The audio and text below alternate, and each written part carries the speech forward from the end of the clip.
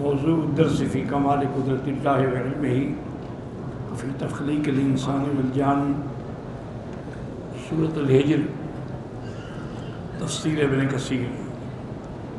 الحمدللہ رب العالمین، والصلاة والسلام علی اشرف الانبیاء وسید المرسلین سیدنا محمد وعلی آلہ واصحابہ اجمعین۔ اللہم صلی علی سیدنا محمد وعلی آل سیدنا محمد کما صلیت علی ابراہیم وعلی آل ابراہیم فی العالمین انک حمید مجید۔ اعوذ باللہ من الشیطان الرجیم، بسم اللہ الرحمن الرحیم۔ وَلَقَدْ خَلَقْنَا الْإِنسَانَ مِنْ صَلْصَالٍ مِّنْ حَمَإٍ مَّسْنُونٍ وَالْجَانَّ خَلَقْنَاهُ مِنْ قَبْلُ مِنْ نَارِ السُّمُومِ۔ قال المؤلف والمفسر رحمه الله تعالى أدام النفع بعلومه وعلومكم في الدارين آمين إلى أن قال ابن عباس ومجاهد وقتادة المراد بالصلصال ها هنا التراب اليابس۔ صلصال کا معنی حضرت مجاہد و قتادہ فرماتے ہیں خشک مٹی ہے، مٹی جب سوکھ جائے۔ والظاہر انہ كقوله تعالی خلق الانسان من صلصال كالفخار وخلق الجان من مارج من نار۔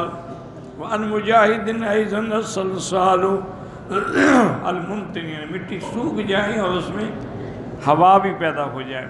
وتفسیر الآیت بالآیت اولا، اور قرآن نے بھی یہی فرمایا ہے کہ ہم نے انسان کو پیدا کیا ایک خشک کھنکتی ہوئی مٹی سے۔ من حمأ مسنون، الصلصال من حمأ، وہ صلصال جو ہے کھنکتی مٹی وہ گارے سے تھی، تین سے تھی۔ والمسنون والأملس ثم خاصرتها إلى القبة الخضراء تمشي في مرمر مسنون، اے املس ثقیل، املس کہتے ہیں مٹیالہ۔ ولہذا روی عن ابن عباس انہ قال هو التراب الرطب، مٹی گیلی مٹی۔ وعن ابن عباس ومجاہد ایضا ان الحمار المسنون هو المنتن، وقیل المراد بالمسنون ها هنا المصبوب، یعنی مسنون سے مراد یہ ہے وہ مٹی جو گاڑی کر کے انڈیلی گئی، یعنی اللہ نے اس سے آدم علیہ السلام کا پتلہ خاکی تیار فرمایا، پھر اس میں روح پھونکی۔ وقوله والجان خلقناه من قبل، اے من قبل الانسان، جن جو ہے یہ انسان سے بھی پہلے کی مخلوق ہے۔ یاد رکھیں کہ اللہ نے پہلے جنات کو پیدا کیا، انہیں زمین میں آباد کیا، لیکن ان بدبختوں میں زمین میں فساد شروع کر دیا، قتل، خون ریزی، ڈاکے، زنا۔ تو ان کو مارنے کے لیے اللہ نے فرشتے بھیجے، انہوں نے مار مار کے ان کو زمینوں سے بھگا دیا، وہ پہاڑوں میں اور جزیروں میں چھپ گئے۔ اس کے بعد اللہ نے آدم کو پیدا کیا۔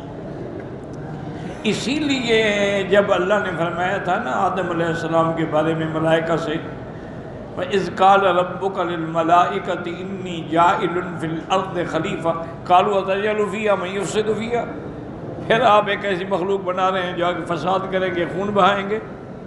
يُفْسِدُ فِيهَا، وہ علم غیب نہیں تھا، وہ تجربہ کر چکے تھے جنوں کا۔ وَيَسْفِكُ الدِّمَاءَ وَنَحْنُ نُسَبِّحُ بِحَمْدِكَ وَنُقَدِّسُ لَكَ، ہم تیری تسبیح کہنے والے، تیری تنزیہ بیان کرنے والے۔ اللہ نے فرمایا نہیں، میں نے نظام عالم چلانا ہے، صوفی کی ضرورت نہیں ہے۔ انی اعلم ما لا تعلم، میں جانتا ہوں، میں تو وہ انسان بھیجوں گا جس میں یہ ساری چیزیں ہوں گی، قوات حیوانیہ بھی ہوں گی، قوات بشریہ بھی ہوں گی، قوات ملکیہ بھی ہوں گی۔ اگر وہ عبادت و اطاعت کرے گا تو فرشتوں سے بڑھ جائے گا، اور اگر رسالت کرے گا تو شیطان سے بھی نیچے گر جائے گا، اسفل سافلین۔ تمہیں کیا پتہ ہے، میں جانتا ہوں کہ میں کیوں بھیج رہا ہوں۔ اس لیے فرماتی ہیں والجان خلقناہ من قبل، یعنی من قبل الانسان، من نار السموم، ایک ایسی آگ جو قتل کر دینے والی، اصل سم کہتی ہے نا زہر کو، یعنی ایسی زہریلی آگ۔ وقال بعضهم السموم باللیل والنہار، سموم جو ہے وہ رات میں بھی ہوا سخت چلتی ہے اور دن میں بھی گرم۔ وَمِنْهُ السُّمُومُ بِاللَّيْلِ وَالْحُرُورُ بِالنَّهَارِ، کہ رات میں سموم ہوتی ہے اور دن میں اس کو حرور کہا جاتا ہے۔ قال ابو داود الطیالسی حدثنا شعبۃ النبی اسحاق قال دخلت على عمر الاصم اعوده، وہ فرماتے ہیں کہ میں حضرت عمر الاصم کی خدمت میں گیا ان کی عیادت کے لیے، وہ بیمار تھے۔ فقال لا احدثك حديثا سمعته من عبد الله بن مسعود رضي الله تعالى عنه يقول هذه السموم جزء من 70 جزءا من السموم التي خلق منها الجان، تو انہوں نے فرمایا کہ میں تمہیں ایک حدیث نہ سناؤں جو میں نے حضرت عبداللہ بن مسعود سے سنی۔ انہوں نے فرمایا کہ حضرت عبداللہ بن مسعود نے کہ یہ جو سموم ہے نا، یہ گرم تلخ ہوائیں ناریں، یہ تو یعنی 1/70 جز میں ایک جز ہے، اور جب شیطان کو پیدا کیا تو وہ پوری 70 ڈگری تھی، اس سے پیدا کیا گیا اس کو۔ ثم قضى والجان خلقناه من قبل من نار السموم وعن ابن عباس ان الجان خلق من لهب النار، کہ جنوں کو اللہ نے آگ کے شعلے، لہب کہتے ہیں شعلے، شعلے سے پیدا کیا۔ وفی روایت من احسن النار، یعنی شدید اور بڑی اچھی آگ سے پیدا کیا۔ وعن عمرو بن دینار من نار الشمس، کہ ان کو سورج کی آگ سے پیدا کیا۔ وقد ورد فی الصحیح خلقت الملائکۃ من نور وخلقت الجان من مارج من نار، صحیح حدیث میں بھی آتا ہے کہ اللہ نے فرشتوں کو نور سے پیدا کیا اور جنوں کو اللہ نے آگ سے پیدا کیا۔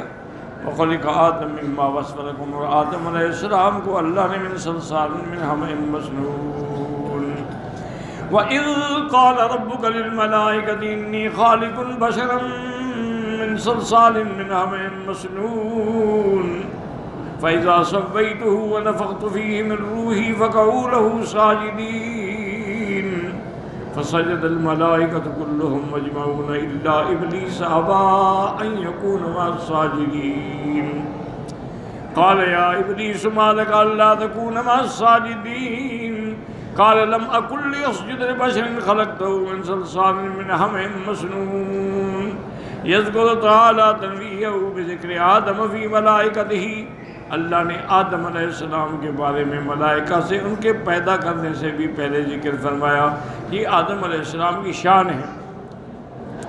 اور پھر آدم علیہ السلام کو عزت بخشی بِأَمْرِ الْمَلَائِكَةِ بِالسُّجُودِ لَهُ، ملائکہ کو حکم دیا کہ سجدہ کرے۔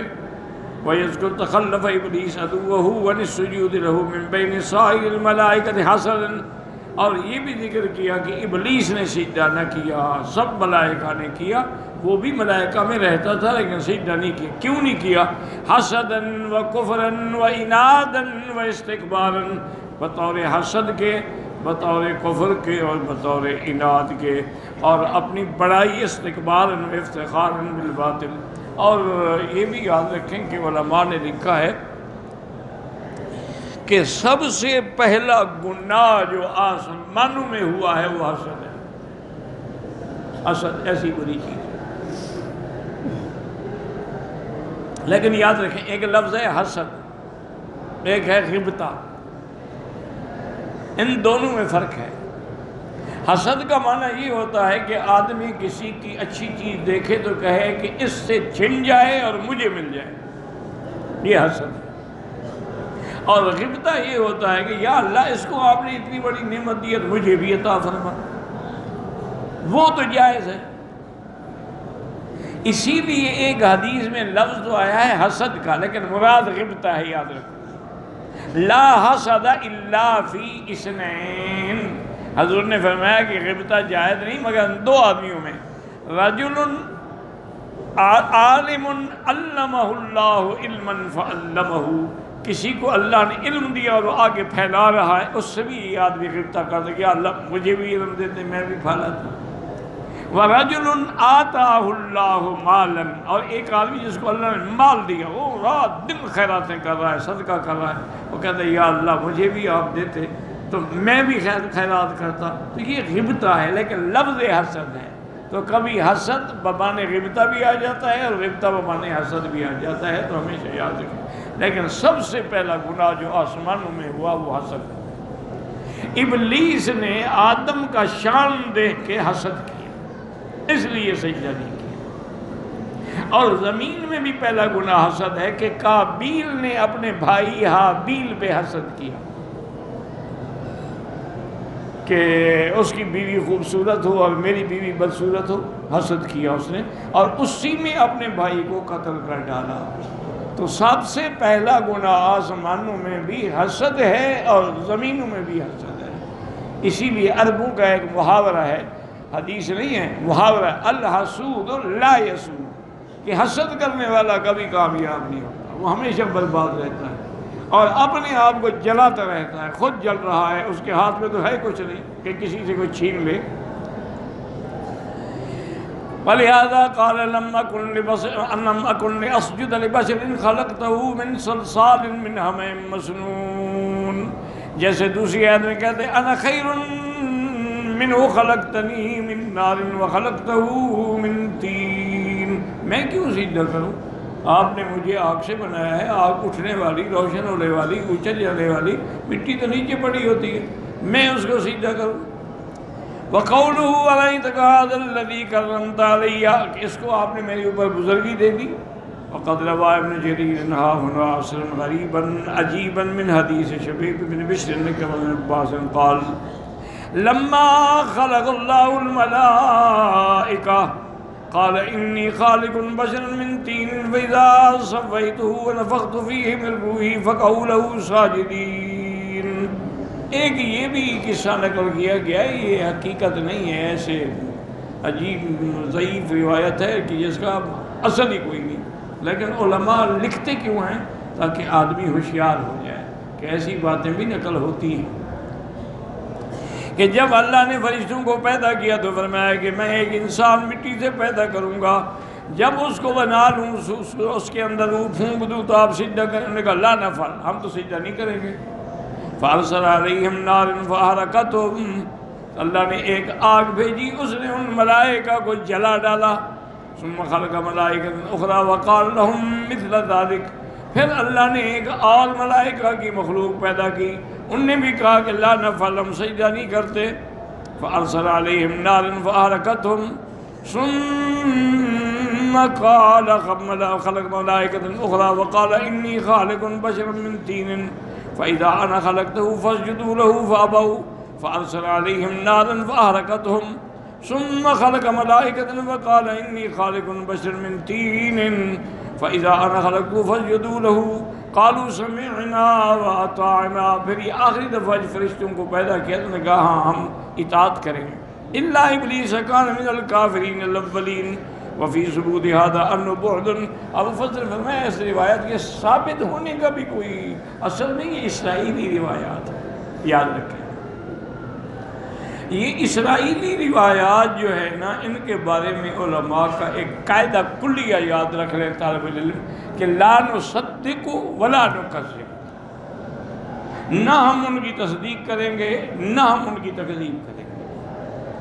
فَإِنْ وَافَقَ کتاب اللہ وقول نبیہ اخذناہ، اگر وہ روایت قرآن اور حدیث کے مطابق ہے ہم لے لیں گے، اگر قرآن و حدیث کے مخالف ہے ہم چھوڑ دیں گے. اگر قرآن و حدیث کے نہ موافق ہے نہ مخالف ہے، مجرد معلومات ہیں تو بطور معلومات نقل کر لیں گے لیکن اس پہ عمل نہیں کریں گے. لیکن نا ملائکہ تو ہوتے ہی معصوم ہیں. ایک بات لوگ پتہ نہیں گھڑتے کیسے، بھئی ملائکہ تو معصوم ہیں، لا یعصون اللہ ما امرہم، ان کی تو صفت یہ ہے کہ جو اللہ حکم کرے انکار نہیں کرتے. تو کیسے انہوں نے انکار کر دیا اور اللہ نے آگ بھیج کر ان کو جلا دیا؟ پھر وہ ملائکہ تو نہ ہوئے، وہ تو کوئی اور مخلوق ہوئی. پھر ملائکہ پیدا، ان نے بھی انکار کر دیا. یہ سب جھوٹ ہے اسرائیلی روایات کا جس کا کوئی ثبوت نہیں ہے. ان بدبختوں کو یہ عادت تھی تحریف کی، تغییر کی، تبدیل کی اور جھوٹی روایات گھڑنے کی۔ اس کے بعد یہ چیز جو ہے نا، چونکہ اسرائیل والے یہودی، ان کے بعد یہ بربادی اور جو آئی ہے نا وبا، وہ شیعہ میں آئی ہے، چونکہ شیعہ کا اصل یہودی ہے نا، شیعہ کی بنیاد جو ہے وہ عبداللہ ابن سبا ہے، یہ فتنہ سبائی ہے۔ عبداللہ ابن سبا جو ہے وہ یہودیوں کا سرغنہ تھا، اس نے یہ پارٹی بنائی تھی کہ اسلام کو نقصان دو، مسلمان بن کر، اور حب اہل بیت کا دعویٰ کرو اور بغض صحابہ کا اظہار کرو۔ ایک انگریز نے کتاب لکھی ہے، بڑی کمال کی کتاب ہے، تاریخ شیعہ پر۔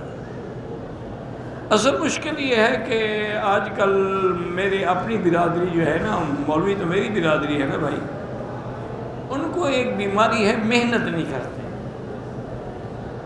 کوئی کتاب لکھنی ہو نا، مثلا حج کے مسئلے لکھنے، 4 حج کی کتابیں لے لیں گے، ان سے دیکھ کے لکھ لیں گے، عبادت بدل دیں گے۔ اوپر لکھا جائے گا ماشاءاللہ مؤلفہ حضرت مولانا مکی صاحب۔ وہ اللہ کے بندے، اس میں تو سارا کچھ وہی ہے جو پہلی کتابوں میں ہے، تم نے کیا تالیف کی ہے؟ مجھے یاد ہے ایک بہت بڑی عظیم شخصیت شارح ترمذی تھے، میں نام نہیں لیتا ادب سے، ان کا والد صاحب کے پاس اپنی کتاب لے آئے کہ میں نے یہ شرح لکھی ہے ترمذی کی، آپ کو ہدیہ بھی کرنا ہے۔ والد صاحب کو آنکھوں میں تکلیف تھی، ان دنوں میں بڑی شدید تکلیف تھی، تو انہوں نے فرمایا بھائی مجھے تو آنکھوں میں تکلیف ہے، تم کسی جگہ کتاب کھول کے پڑھو۔ انہوں نے پڑھا، 1-2 حدیثیں پڑھی، اور انہوں نے اچھا اب کسی دوسری جگہ سے پڑھو۔ انہوں نے وہاں سے پڑھا، اور انہوں نے اچھا اب کسی تیسری جگہ سے کھول کے پڑھو۔ انہوں نے پڑھا، اور انہوں نے اللہ کے بندے یہ تو ساری علامہ انور شاہ کی تقریر ہے، تم نے کیا لکھا ہے؟ شارح بن گئے، بس نام ہو گیا کہ میں شارح ہوں۔ یہ تو علامہ انور شاہ کی تقریر ہے، کوکب الدری میں موجود ہے، ملا کے دیکھ لو، ایک لفظ کا بھی فرق نہیں ہے۔ تو آج کل ہمارے ہاں یہ بڑی مصیبت ہے، الا قلیل، بہت کم لوگ ہیں جو محنت سے لکھتے ہیں، ورنہ یہی ہوتا ہے کہ چند کتابیں جمع کی اور کتاب لکھ دی۔ یہ جتنے کافر بدبخت ہیں نا، انگریز ہوں، یہودی ہوں، نصرانی ہوں، ہندو ہوں، وہ جب کتاب لکھتے ہیں نا بدبخت، وہ بڑی محنت کرتے ہیں، اسی لیے ان کی کتابیں چھپنے سے پہلے 1 لاکھ نسخہ بک ہو جاتا ہے۔ وہ محنت کرتے ہیں، ڈھونڈتے، ایک چیز کو ڈھونڈنے میں وقت لگاتے ہیں۔ تو اس نے کتاب لکھی ہے تاریخ شیعت پر،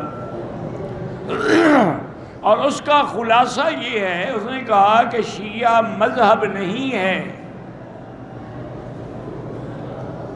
یہ ایک عربوں کے خلاف عجمی سازش ہے، یہ مذہب نہیں ہے۔ ایک لفظ میں خلاصہ بیان کر دیا، اس نے کہا یہ تو سازش ہے، اور سازش کیا ہے؟ دین عربی کے خلاف عجمی سازش۔ اور نے کہا اس میں یہ کون سا ایسا مذہب ہے کہ جو چیز کتابوں میں حلال ہے ان نے حرام کر دی ہے، جو حرام ہے حلال کر دی ہے، یا احکام بدل دیے ہیں۔ تو یہ شیعہ کو بھی بیماری ہے، انہوں نے بھی نعوذ باللہ قرآن میں تحریف کی ہے۔ ان کا بڑا مشہور ترجمہ ہے، ترجمہ مقبول، تو اس نے بھی آیات میں تحریف کی ہے کہ یا ایھا الرسول بلغ ما انزل الیک من ربک فی امامت علی فإن لم تفعل فما بلغت رسالتہ۔ وہ کہتے ہیں یہ لفظ امامت علی جو ہے نا، یہ اصحاب السلاسل نے حذف کر دیا ہے، یہ تو حضرت علی کی خلافت کے بارے میں آیت تھی۔ وہ بدبختو، 1400 سال کے بعد تمہیں یہ آیت مل گئی، حضرت علی کو نہیں ملی۔ وہ خود اعلان کر دیتے نا، اللہ کے بندے میرے بارے میں تو قرآن آ چکا ہے، نص آ گئی ہے، اب خلافت کی بحث کا مطلب کیا ہے؟ انہوں نے تو استدلال نہیں کیا، اور عقیدہ ہے اہل سنت والجماعت کا کہ خلافت منصوص نہیں ہوتی، خلافت شورا پہ ہوتی ہے، نبوت منصوص ہوتی ہے۔ خلافت شورا ہے، ارباب حل و عقد ہے، مشورہ کر کے جس کو چاہے خلیفہ بنا دیں۔ تو اگر یہ آیت قرآن کی ہوتی تو حضرت علی رضی اللہ تعالی عنہ استدلال نہ کرتے خلافت کے وقت میں، بھائی میرے بارے میں تو قرآن نازل ہو چکا ہے، کس بات کی بحث کر رہے ہو بنو ثقیفہ سعدیہ میں؟ انہوں نے تو پیش نہیں کی، بلکہ ایک صحیح روایت ہے، میں عرض کر دوں کہ حضرت عباس نے جو حضور کے چچا تھے، ام رسول اللہ صلی اللہ علیہ وسلم، انہوں نے حضرت علی کو بلایا، انہوں نے کہا کہ یا علی انی اعلم بعلامات موت قریش، قریش کے لوگوں کی جو موت کی نشانیاں ہیں نا، میں ان کو جانتا ہوں کہ جب ان پہ موت آتی ہے نا، یہ علامت ہوتی ہے، یہ ہوتی ہے، ہر قبیلے میں ہوتی ہے، یہ کوئی نئی بات نہیں ہے، یہ ہیں۔ مجھے خود یاد ہے میری والدہ رحمۃ اللہ علیہا جب ان کی موت سے 2 دن قبل حضرت درخواستی رحمۃ اللہ علیہ کی بیٹی ان کو ملنے آئی، تو انہوں نے ان سے کہا کہ میں نے کل فوت ہو جانا ہے، تم کہیں نہ جانا، مجھے غسل بھی دینا، کیونکہ میرے بچوں نے کوئی گھر میں موت ہی نہیں دیکھی، ان کو پتہ ہی نہیں کہ غسل کیسے دیا جاتا ہے، میں کل مر جاؤں گی، اور فوت ہو گئی۔ یعنی آپ اندازہ کریں، میں اس وقت حرم نماز کے لیے آ رہا تھا، تو مجھے کہا کہ بیٹا نماز پڑھ کے جلدی آ جانا، مجھے تکلیف ہے۔ میں نماز پڑھ کے دوڑا تو حضرت مولانا الیاس صاحب تھے، یہ مولانا ادریس صاحب جو تھے نا صادق آباد میں، ان کے بھائی تھے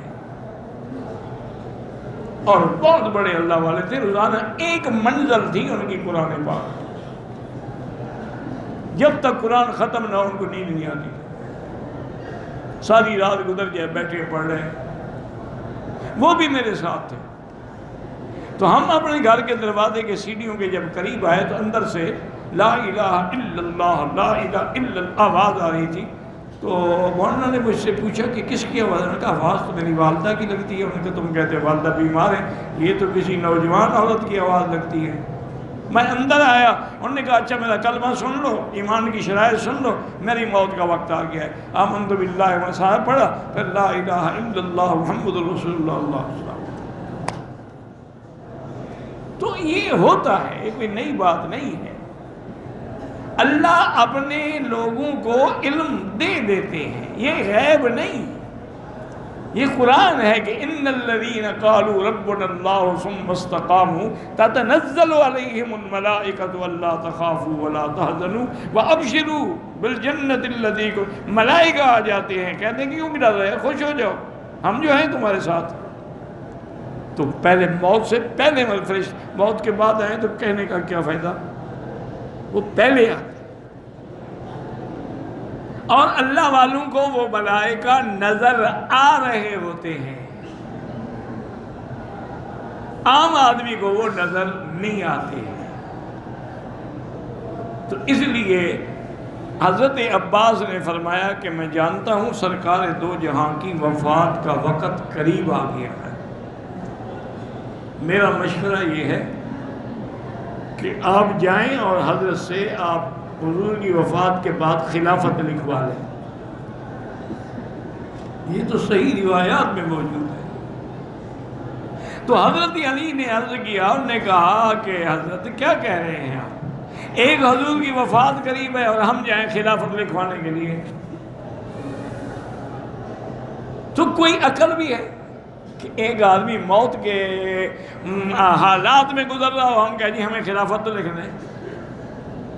اور دوسری بات یہ ہے، اگر حضور نے لکھ دیا الحمدللہ، اگر انکار کر دیا تو پھر ہمارے خاندان میں بھی کبھی خلافت نہیں آئے گی۔ صحابہ کہیں گے حضور نے انکار کر دیا۔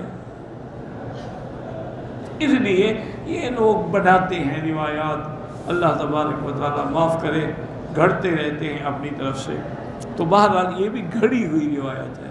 ورنہ ملائکہ بھی کبھی انکار کر سکتے، پھر ملائکہ تو نہ ہوئے، پھر تو انسان اور جن ہوئے نا، انکار کرنا تو ان کا کام ہے، لیکن ملائکہ تو معصوم ہوتے ہیں۔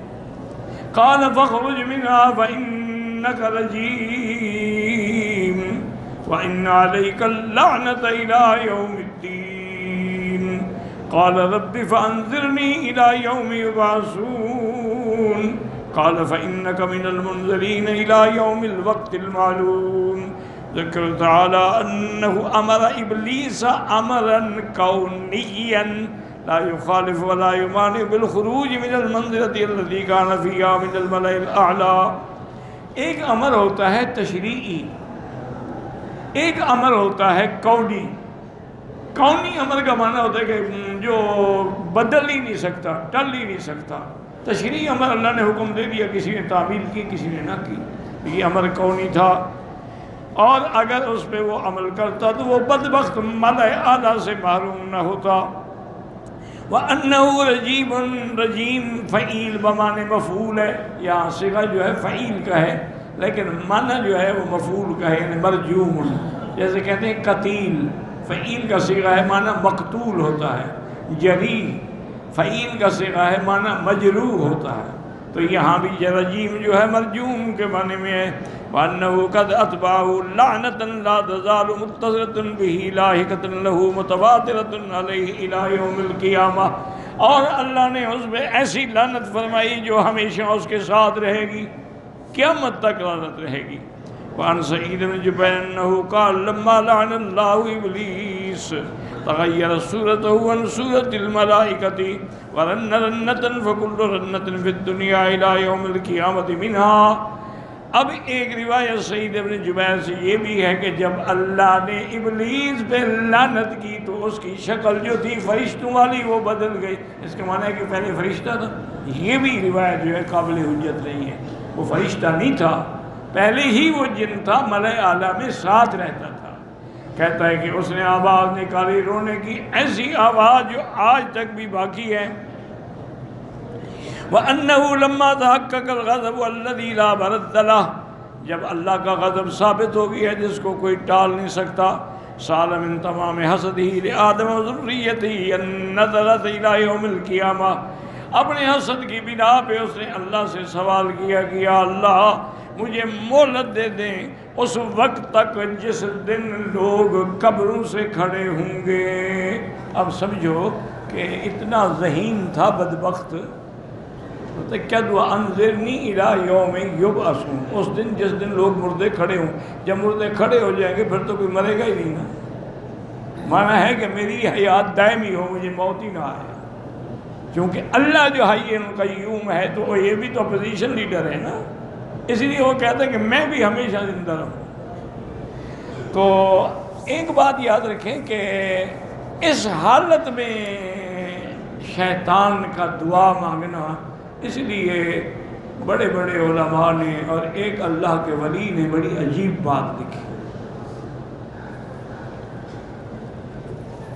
شاید حضرت پھول پوری رحمۃ اللہ نے لکھی ہے یا حضرت تھانوی نے، اللہ عالم، ان نے لکھا ہے کہ ابلیس جو ہے اس میں 3 عین تو تھی لیکن چوتھی عین نہیں تھی۔ کیا معنی؟ انہوں نے کہا ایک عین ہے نا علم کی، وہ بھی تھی، بدبخت عالم تو تھا، اور اسی طرح اس کی دوسری عین جو ہے علم کی تھی اور عارف ہونے کی تھی، عارف بھی تھا کہ وہ جانتا تھا کہ اللہ کی ذات ایسی نہیں ہے کہ غضب کے وقت میں اس میں کوئی حیات تغیر آ جائے، ورنہ ناراضگی کے وقت تو آدمی باپ سے بھی پیسے نہیں مانگتا، وہ یا ابا ناراض ہے ابھی چھوڑو ابھی بات نہ کرو، اور وہ اللہ کے غضب کے وقت دعا مانگا، اس کو پتا ہے کہ اللہ پہ غضب مسلط نہیں ہو سکتا، اللہ تو اللہ ہے، وہ جیسے چاہے کر دے۔ انہوں نے کہا جو عین اس بدبخت میں نہیں تھی نا وہ عشق والی عین نہیں تھی، اگر عاشق ہوتا تو کبھی گستاخی نہ کرتا۔ اسی لیے ہمیں حکم ہے نا کہ مومن کی صفت کہ اشد حبا للہ، اللہ اس کے لیے سب سے زیادہ محبوب ہو، جب محبوب ہو تو محبوب کی گستاخی کون کرتا ہے؟ تمہاری عورت محبوب ہو، تمہیں آرڈر کرے تو تم تو جناب کپڑے بیچ کے بھی اس کے لیے خرید لو گے زیور۔ محبوب جو ہے، تم نے اللہ کو محبوب بنایا ہی نہیں۔ حالانکہ اللہ کی ذات کے بعد پھر حضور کی ذات محبوب ہے کہ لا یؤمن احدکم حتی اکون احب الیہ من ولدہ ووالدہ والناس اجمعین، جب تک میں ساری دنیا سے زیادہ پیارا نہ ہوں تو مومن کامل بن ہی نہیں سکتے۔ ایک آدمی آیا، صحابی کہتے ہیں، وہ آ کے حضور کے سامنے رونے لگ گیا۔ حضور نے پوچھا بھی کیا بات ہے؟ اس نے کہا یا رسول اللہ، میں آپ سے اتنی محبت کرتا ہوں کہ میں آپ کو چھوڑ کے جب گھر جاتا ہوں مجھے چین نہیں آتا، میں پھر دوڑتا ہوں، پھر آپ کی زیارت کرتا ہوں، پھر کام پہ جاتا ہوں، پھر کام میں دل نہیں لگتا، پھر دوڑ آتا ہوں۔ میرا تو اب یہ حال ہے کہ آپ کے بغیر میرا نہ دن گزرتا ہے نہ رات۔ تو جنت میں کیا ہوگا؟ آپ تو ہوں گے مقام وسیلہ میں اور ہم ہوں گے نیچے، تو میں آپ کو نہیں دیکھ پاؤں گا، تو میرے لیے تو جنت نہ رہی نا۔ تو صحابہ کہتے ہیں اس دن جو حضور نے فرمایا نا، ہمیں اتنی خوشی ہوئی کہ ایسے معلوم ہوا تھا کہ جیسے آج ہم اسلام لائے ہیں۔ آپ نے فرمایا مطمئن ہو جاؤ، المرء مع من احب، آدمی قیامت میں بھی اسی کے ساتھ ہوگا جس کے ساتھ محبت ہوگی۔ تم مجھ سے محبت کرتے ہو تو انشاءاللہ قیامت میں بھی میرے ساتھ ہوگے۔ من یطع اللہ، وہ ہے نا اولئک مع الذین انعم اللہ علیہم من النبیین والصدیقین والشہداء والصالحین۔ اچھا، میت کا معنی یہ نہیں ہوتا کہ نعوذ باللہ ہم حضور کے درجے نہیں، حضور ملاقات کا ٹائم دیں گے، وہاں بھی ملاقات ہوگی، زیارت ہوگی۔ فلما تحقق النظرۃ قبضہ اللہ، جب یقین ہو گیا کہ مہلت مل گئی ہے تو اس کا صلہ کیا دیا؟ کہتے ہیں اچھا اللہ میاں، میں بھی تیرے بندوں کو نہیں چھوڑوں گا، انسان کی وجہ سے تو نے مجھے مرجوم کیا، مردود کیا، ملعون کیا، میں بھی آدم کی اولاد کو نہیں چھوڑوں گا، سب کو گمراہ کر دوں، مگر تیرے خاص بندے جو ہیں وہ گمراہ نہیں ہوں گے۔ اللہ نے بھی فرمایا فَبِعِزَّتِي وَجَلَالِي، مجھے اپنی عزت و جلال کی قسم ہے بدبخت، جب تک میرے بندے توبہ کرتے رہیں گے میں بھی معاف کرتا رہوں۔ 70 سال گناہ کرے، ایک دفعہ توبہ کر لے، سارے گناہ دھل جاتے ہیں۔ بس تو توبہ کرنے والا تو بننا، اللہ کے دروازے پر تو آنا۔ واللہ اعلم۔